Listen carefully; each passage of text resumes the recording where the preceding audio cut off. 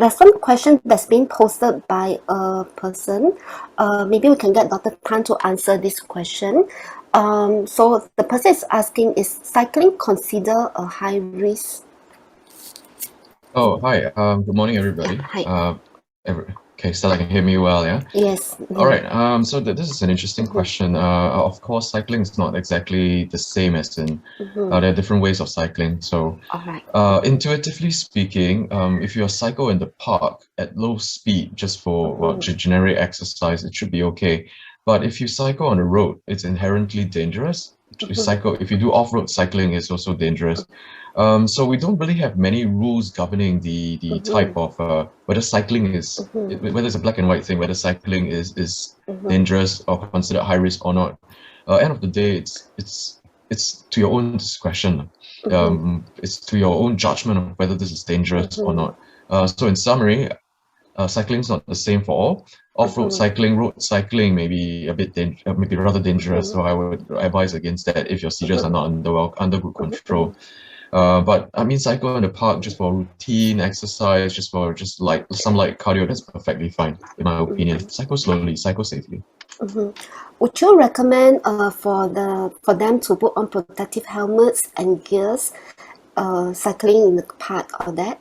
Oh, definitely. That's a given. Yeah, of course. Yeah. All right. Yeah. Thank you. Sorry, it's also best to find a partner when you cycle together. Someone who knows your conditions, so in case when that happens, there's someone to help you. Yeah. Yeah. All right. Thank you. The next question we have, I think there was a anonymous attendee who actually asked, does Mozart, for example, like sonata for two piano, help to control epilepsy? I would like to think so. Okay, so intuitively, based on hard medical evidence, there's no study to prove or disprove. There's no strong evidence to suggest that we should all listen to sonata on the piano to try to reduce the recurrence of seizure. But I think there are some evidence to show that listening to calm music whatsoever can help build a degree of mindfulness, can help reduce stress, calm someone down, and this whole act of calming a person down to reduce one's stress can help reduce the recurrence of seizures. I hope that answers your question. It's an interesting question. Thank you so much. Yeah, all right. And I think in terms of earlier you mentioned about driving. Earlier we addressed the question about cycling, which we aware that it'll be advisable for them to wear protective helmet and of course, hopefully not to be cycling on the road. But I think a lot of patients may also have concerns like, when to gauge or how to gauge whether are they able to return to driving. So I believe this is one of the burning questions that a lot of people with epilepsy may have. And yeah, maybe you'd like to help us to address that question. Okay, so I'm going to address three questions that I see in a row. So Adrian asked how to gauge that we can return to driving. Anonymous attendee said in Singapore law is it well, if a patient with epilepsy are they unable to drive? And last but not least, Adrian asked again whether they can go for a test to return to driving. Answering one by one, there's no gauge as to whether you can return to driving or not. That's within our battery at this point of time. Generally, it is governed within our Road Traffic Act that it is strongly disadvised. It's within our guidelines that it is strongly advised against for patients with epilepsy, especially when the control is bad, to return to driving. Why is this so? Our fear is harm to yourself and harm to the general public when you drive, because a vehicular accident can be very deadly. Sometimes some patients in selected epileptic syndromes can receive documentation from their medical professional, their physicians, to certify them medically fit for driving. This is a rare occurrence for very selected patients. So if this is a burning question, Adrian, I think if you are the patient with epilepsy, or you care for someone with epilepsy, you have to discuss with your neurologist who knows his case best. Because after all, end of the day, is a gauge of how safe it is and for this patient to return to driving. What's the likelihood of the recurrence of the seizures? What's the chance of harm if seizures occur to the patient or to the general public as a whole?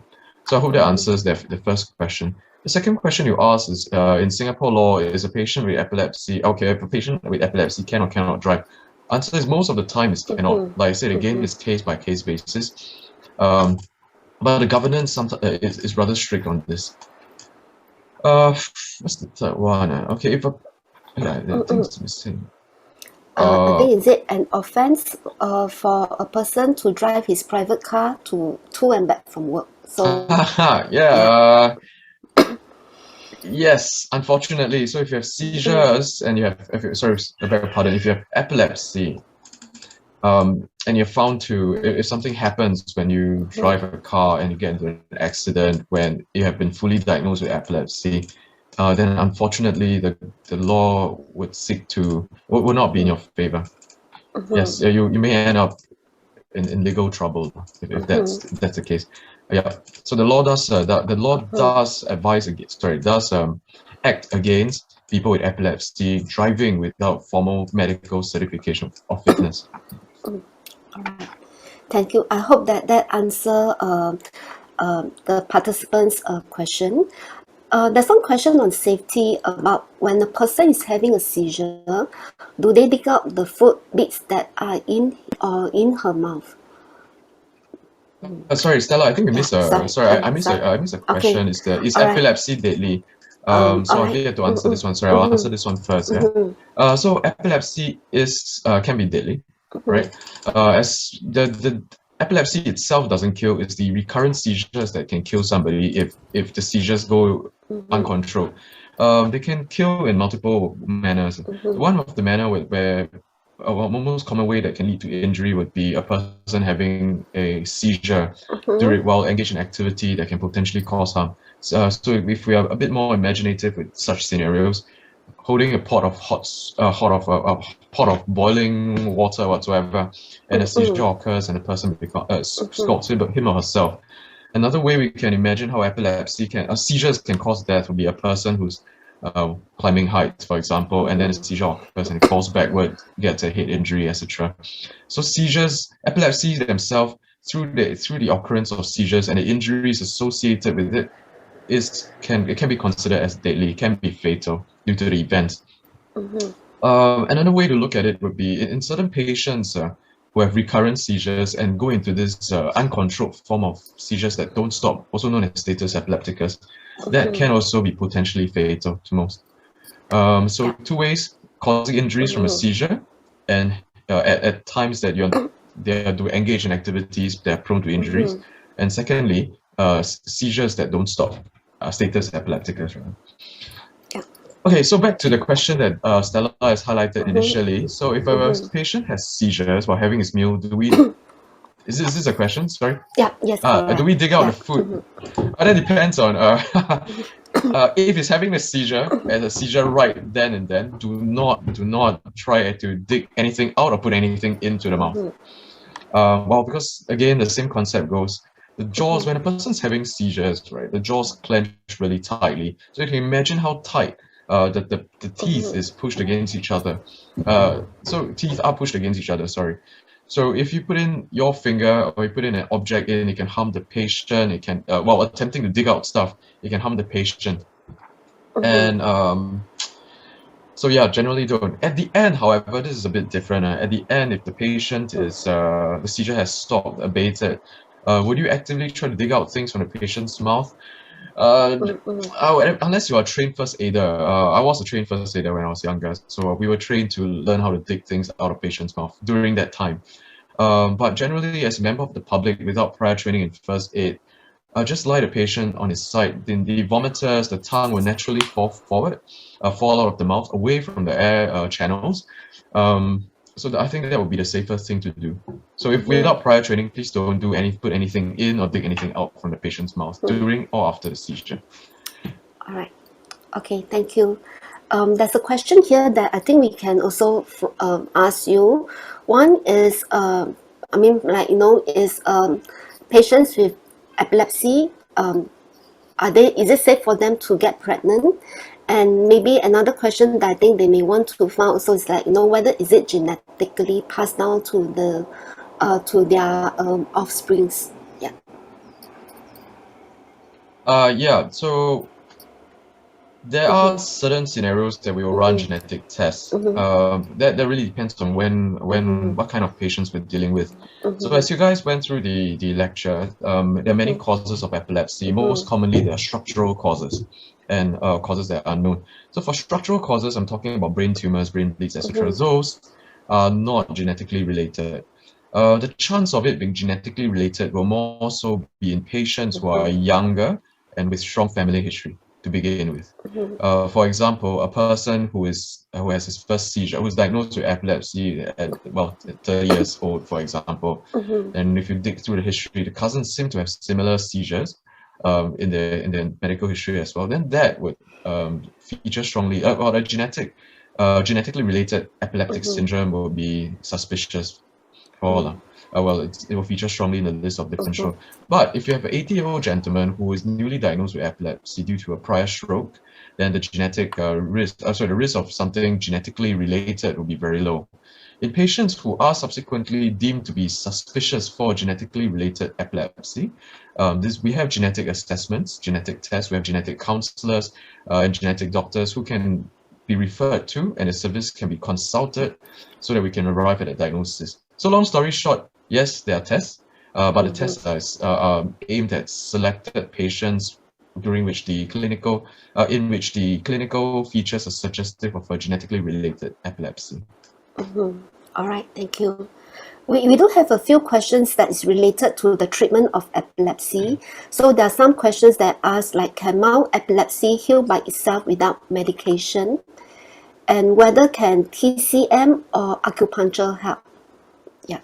Okay, let's see, okay. Okay, I'm a Western doctor, so I must say first that I don't really have much knowledge about TCM and acupuncture.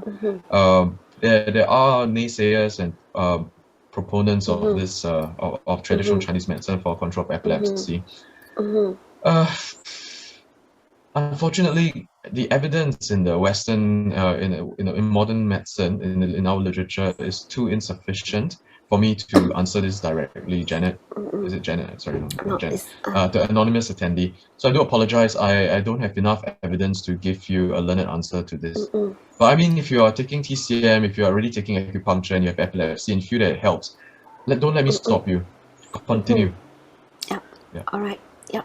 So would you advise that for a person with epilepsy, the treatment for epilepsy will be... I'm sorry, Stella. Can mild epilepsy heal by itself without medication, right? Sorry, I've yet to answer this. So sorry, I missed that one out. So mild epilepsy, we don't even really use terms like mild epilepsy because to us epilepsy is a condition that's usually always worrisome.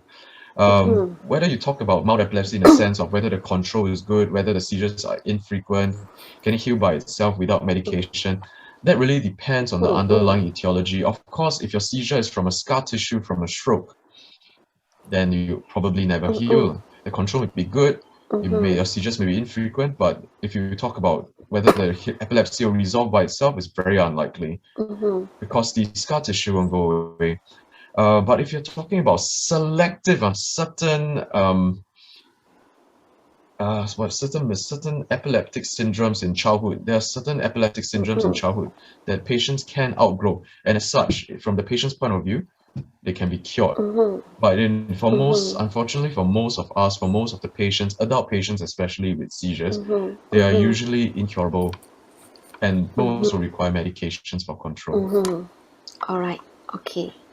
There's also a question, since now we're on the topic of medication and treatment. There's a participant who asked actually about sleep medication. So whether can sleep medication help with the seizure control?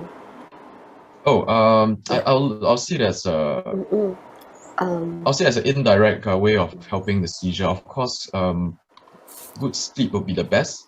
So I'm happy for you to try anything to allow yourself to rest well, restful night of sleep. And yes, through good rest, through good sleep, seizures can be, the recurrence rate of seizures, the risk of seizure recurrence can be reduced. And as such, better control. All right, thank you. We have a question by a participant by Hui Jing. She mentioned that her mother has been diagnosed with epilepsy in 2020 and has been on Epilim. Her seizures are controlled and do not occur. However, at night when she's sleeping, she will have sudden jerking movement of the whole body. And she's asking why do we know why it happens and whether can it be prevented. Wei Jing, I wish I can answer your question better, but can I just first find out, if you can type in later, what kind of jerks are these? Are these sudden brief jerks about 1 to 2 seconds, or are these sustained jerks over 5 to 10, 15, 30 seconds? Okay, if it's inconvenient for you to type the answer in, but if it's a sudden brief jerk of the whole body, sudden ones, these are usually not seizures. This could be just myoclonic movements in the middle of the sleep, and that really depends on what's the underlying cause of your mother's seizures, though, of your mother's epilepsy. Sudden brief jerks in the middle of the night can be benign, or it can also be sleep-related issues, or it can be due to your medication side effects. Of course, if the jerks themselves are sustained and persistent over 15 to 30 seconds, for example, up to a few minutes, then that is more likely a seizure event, right? So it really depends on whether you're talking about the sudden brief split second jerks, or jerks for a few seconds, or one that is more persistent up to 15, 30 seconds to a few minutes. All right. Thank you. So we do have some participants who like to find out about the long-term side effect of the anti-epileptic medication that they are taking. They did not specify which one, but maybe I believe we can give a general, profile of the side effect that they may experience. Okay. So I'm just going to try to target commonly used medications then. I'm sure you're asking this question is because either you yourself are an epileptic patient, or you are caring for someone with epilepsy.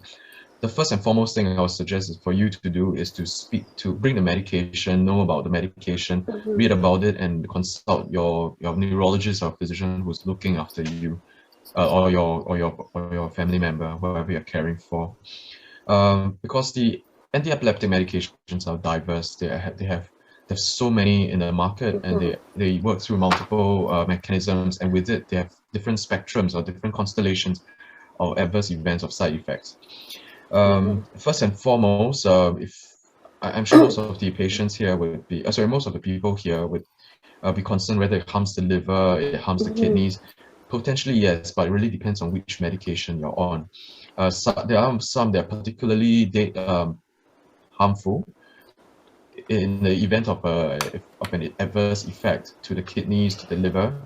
But most of the time, the long-term side effects that most patients can encounter, and is relatively common, would be osteoporosis for the ladies, and also in men, especially if it's started quite early. So in short, yes, their side effect profiles, they're a very diverse bunch of medications, and as such, they have very different side effects. They can harm liver, they can harm kidneys, they can cause osteoporosis in the long run. Some of them are bad for pregnancy. So please, because they're so diverse, and it is a very important question that you ask, I'll strongly encourage you to speak to your neurologist or your doctor, so that this can be better answered specific to the medication that you're taking, or someone you're caring for is taking. All right. Thank you, Dr. Tan. Yeah. We have a question from Luke, who actually asked whether is there any warning signs or common symptoms that can tell that they are having a seizure attack. And of course, there's also another question that actually asks whether can epilepsy cause a change in a person's behavior, emotion, or reduction in threshold.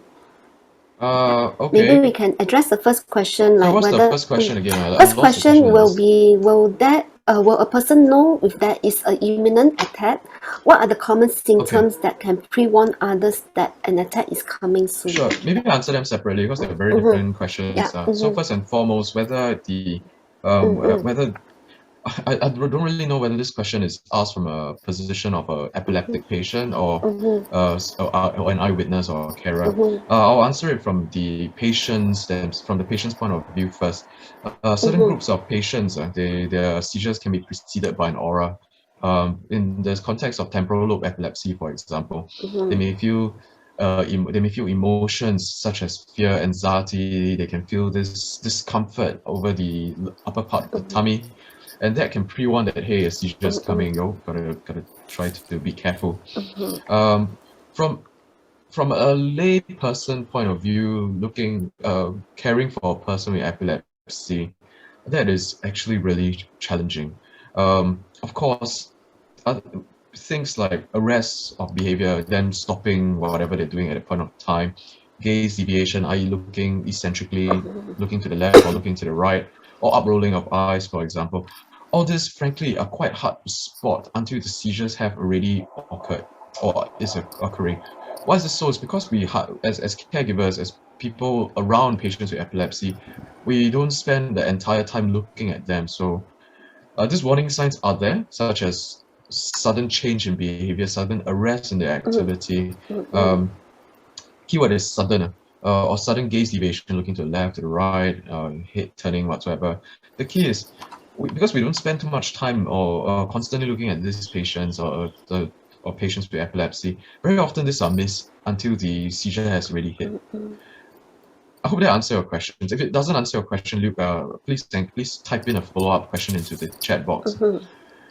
Dave, what's the next question, Stella? Okay, the next question, sorry, just looking through. Whether does epilepsy or seizure cause a change in the person's behavior or emotion? Okay, we can look at it two ways.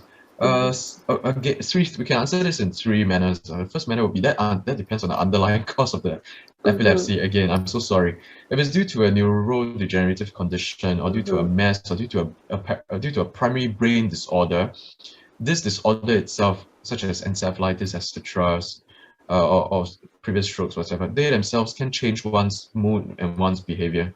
That's one. So underlying brain condition. Number two, there are certain, if you're talking about whether the seizure itself, during that point of seizure, can the person's behavior change? Answer is yes. They can be, they can feel emotions and they can act out, or they can have behavioral arrest or activity arrest, such as they stop responding to you, for example. And if you're talking about a person with long-term epilepsy and they behave differently from before when they were diagnosed or before they were started on medications, one of the leading cause of all these behavioral changes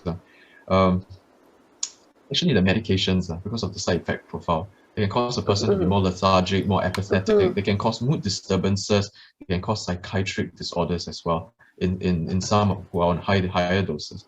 So answering your question and summarizing my answer to your question, it depends on the underlying brain condition. It depends. It can also occur in seizures itself, and last but not least, a huge part of it is contributed by the medications due to their side effect profile. Okay. All right. All right.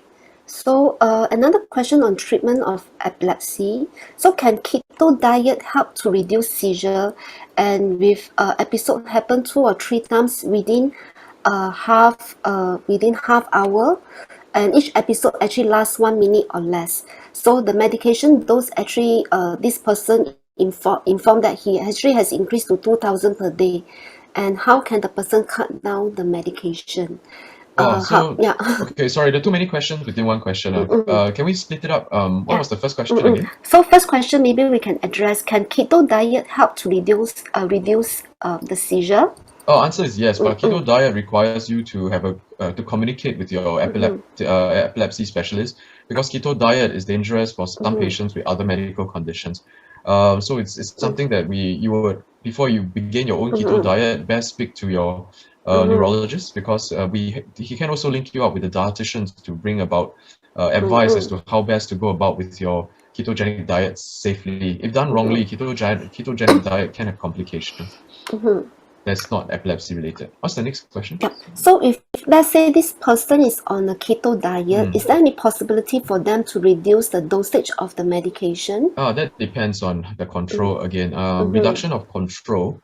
Reduction of medications largely depend on how well your epilepsy has been controlled, how well your seizure has been controlled.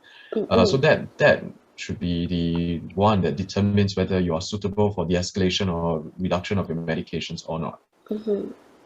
Yeah. I think another question may be quite common for a lot of people having epilepsy. So this person mentioned that she has epilepsy for the last 10 years and taking medication from one of the institution.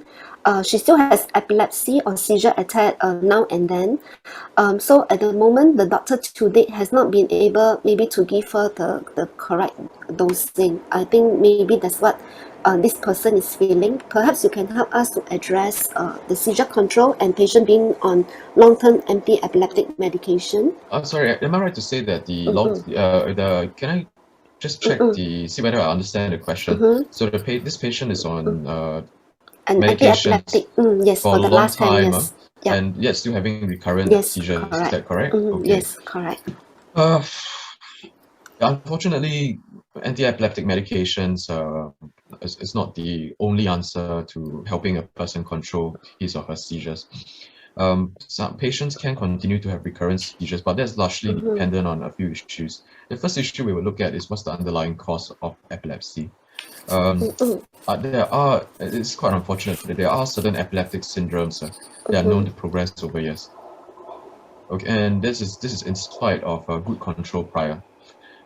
So there's a certain degree of there's a certain bunch of patients who can continue to see who may have achieved good seizure control in the initial parts, and then subsequently the control starts to deteriorate, i.e. That is, the epilepsy seems to worsen in terms of its severity.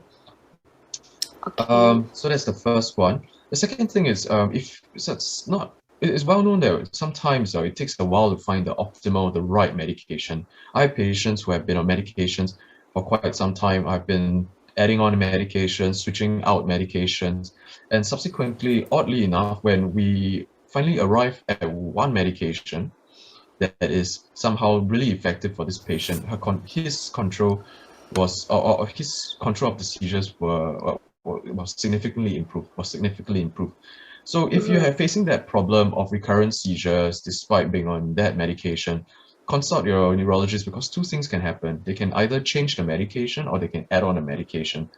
Sometimes it's really a trial and error basis. Of course, we will hope to be guided by evidence, but sometimes with switching out the medications or adding more, it can benefit your control in terms of your seizure. Please have a word with your neurologist if it's so frequent and it's disturbing your your lifestyle and your ability to function productively and meaningfully. Then there may be a need to reconsider your medications pertaining to the number of medications you're on and the type of medications you're on. Last but not least, which is really, really important, would be this is for all who are listening in, would be the lifestyle modification, would be your lifestyle. Are you dealing with, are you doing shift work, for example? Are you frequently sleep deprived? Do you have other stresses in life?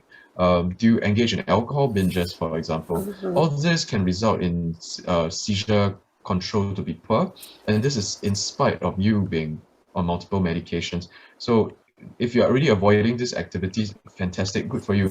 But if you are still engaged in these activities and your control is horrible, or recurrence of seizures quite frequent, then do consider cutting down on these activities, try to obtain ample rest, etc.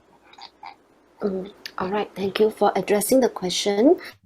There's another related question on like the medication. So this person actually had the first onset seizure, no family history or related past possibility.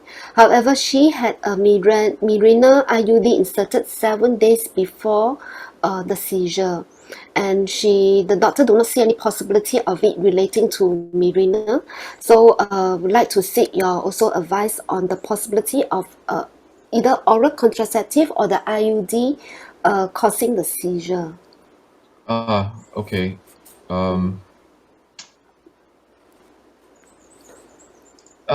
Okay, this is quite controversial. Sorry, am I right to hear that the patient is the person who asked the question is on Mirena IUD, right? Yes, correct. Okay, so right now, right, there's there is recent news, or rather, this has been an issue that's burning over the past few years. about whether Mirena IUD can cause neurologic disorders like epilepsy, or it cause seizures to worsen whatsoever. However, this evidence is still not very strong, and research is still ongoing. So I can't really answer that particular question, whether Mirena IUD is the one that can cause. But intuitively, right now, I think the common practice on the ground is if you have worsened seizure control, or you have seizure occurrence with Mirena IUD, which I'm sure the gynecologists have already advised, would be to consider an alternative OCP, or a form of contraception. There are certain kinds of OCPs that they're not associated with epilepsy, with worsening seizure control, I beg your pardon. But that, end of the day, requires you to discuss with your gynecologist or with your physician who's giving you the alternative contraception. Because I think there are some generic ones that itself, because of the proportions or the nature of the hormones attached to the OCP, can actually worsen seizures in some. So have a word with your physician, have a word with your gynecologist. Let them know they have seizures, let them know you have problems with Mirena IUD. Then the selection of the many OCPs available in the market will be more learned and safer for you. Okay, again, all open communication. I'm so sorry, I don't really know much else that you're considering. So to really do a more to really specifically answer your question at this point of time. All right, thank you. I think there are other questions that I think we want to address is in terms of the treatment of epilepsy. So earlier you also talked about like treatment of epilepsy. So first of all, I think the participants would also like to know, is the treatment for epilepsy lifetime, and whether can the medication be stopped? Okay. Oh wow. Wow.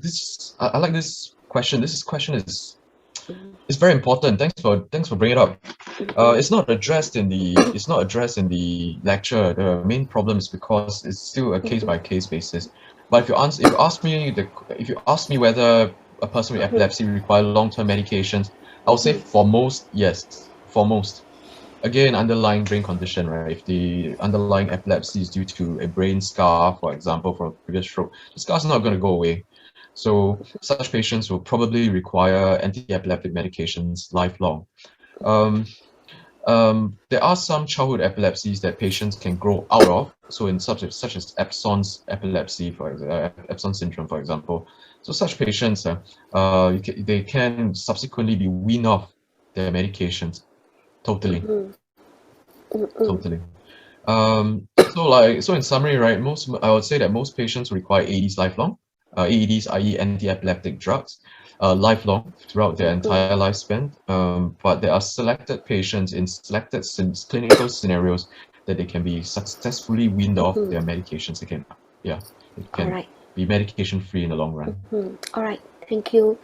And there are some questions also asking people with epilepsy, is it okay for them to travel? Okay, that really depends. Yeah, they can travel. A lot of people. Susan Boyle travels. She has epilepsy. I'm sure Roosevelt did travel by ship somehow. So here's the thing. What are we worried about traveling? We're more worried about the jet lag, because your sleep cycle is severely disrupted. You'll be tired. You will be sleep deprived, and that itself can trigger seizures. So that is the unsafe portion. But practically speaking, but traveling, I mean, please continue to travel. I would like to travel if I could. So if you're traveling to a place that is vastly different in terms of its time zone, I would strongly encourage you to try to acquire enough rest, and try not to schedule too many activities on the first few days. This is to allow you to try to acclimatize and reconcile your internal body clock with the environmental body clock, with the scenario, with the country they're in. So that would be a general advice. In summary, it is safe, but there are some precautionary measures that you should adopt to prevent the recurrence of seizures in such cases. Yep. Okay, Stella, right. Anything else? Thank you. Yep. So what about does epilepsy affect a person's memory? Yeah. Two ways. Depends. Okay. You start to realize that the way they answer some of these questions, very good questions, but generally it really depends. Number one, on the brain condition. If the underlying brain condition is due to neurodegenerative causes, degeneration of the brain due to some other disorders, then yes, the memory itself will continue to get worse and worse because of the brain condition. What about recurrent seizures? Yes, if a person has very poorly controlled seizures, it itself can cause anatomical changes within the how do I say, within the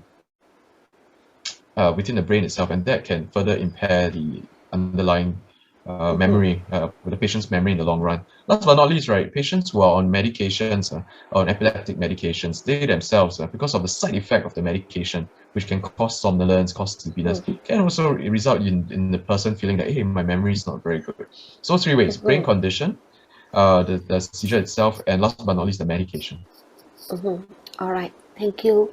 There's a participant who actually also asked, maybe we can go back to like the seizure. So this person is asking, can right temporal lobe epilepsy spread to other lobes of the brain? Really? Okay. I assume that you're talking about left temporal lobe. Sorry, the Right. temporal lobe epilepsy, right? Yes. Temporal lobe epilepsy, there are many causes, but the most common one is due to hippocampal sclerosis. They have that potential of involving both sides. It's not really spreading. It's more like involvement of both to begin with, just one worse than the other. So I hope that